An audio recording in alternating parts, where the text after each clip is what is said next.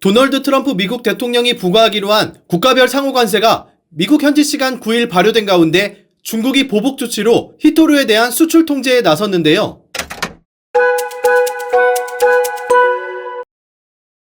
에너지경제신문 윤병효 기자는 중국이 미국의 관세 폭탄에 대응해 히토류 수출 규제에 나섰다며 9일 중국 상무부는 지난 4일부로 히토류 7종의 수출을 통제하기 시작했다고 보도했습니다. 이번 수출 통제는 수출 금지가 아닌 수출 허가제로 히토류 수입을 위해서는 중국 상무부의 허가를 받아야 하는데요. 히토류는 재생에너지, 전기차, 배터리, 항공우주, IT 등 첨단 산업에 필수적으로 들어가는 핵심 광물로 중국은 2009년 11월부터 2010년 10월까지 센카쿠 열도를 둘러싸고 일본과 충돌하자 일본의 히토류 수출량을 40%가량 줄이는 쿼터제를 시행하며 사실상 무기화한 바 있습니다. 윤 기자는 당시 일본이 히토류 수입의 85%를 중국에 의존했기 때문에 일본이 수입하는 히토류 가격은 최대 10배까지 치솟았다고 전하며 당시의 이를 교훈삼아 미국 중국 무역과 긴밀하게 연결된 우리나라도 히토류 대전에 철저한 준비가 필요하다고 지적했는데요.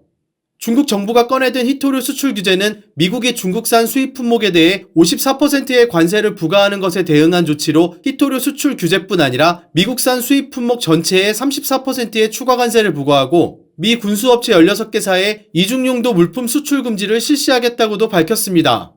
산업통상자원부는 7일 대한상공회의소에서 나성화 산업공급망 정책관 주재로 산업공급망 점검회의를 열고 중국 상무부가 4일 발표한 히토류 수출 통제에 따른 국내 수급 동향 및 영향을 점검했다고 밝혔는데요. 이처럼 히토류를 둘러싼 글로벌 공급망 불안이 커지자 지난해 1월 에너지경제신문이 보도한 알고 보니 한국은 히토류 부국이었네, 철 다음으로 많아란 기사가 새롭게 주목받고 있습니다. 당시 기사에 따르면 한국광해광업공단은 2023 광업요람을 인용해 우리나라의 주요 금속 광물 매장량은 1억 3,530만 톤이며 이 가운데 가채 매장량은 1억 480만 톤이라고 발표했는데요. 가채 매장량은 현재 기술로 채취가 가능하고 경제성 또한 확보한 광물 매장량을 뜻합니다. 해당 기사에서 우리나라의 주요 광물 매장량 중 가채 매장량이 많은 순으로 정렬해보니 히토류가 철 다음으로 많았다고 전했는데요.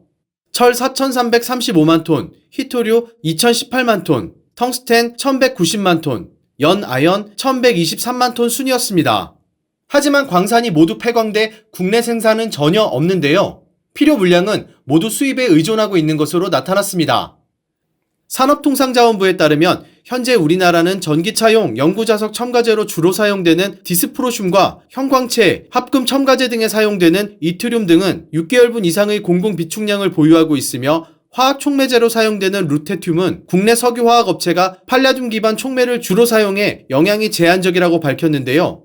연구자석용 테르뷴은 디스프로슘 첨가량을 늘려 대응이 가능하고 형광체용 가돌리늄은 다른 물질로 일정 부분 대체할 수 있는 것으로 알려졌습니다. 이외에도 사마륨과 스칸듐 등은 중국 이외의 국가에서도 수입하고 있는 것으로 확인됐습니다.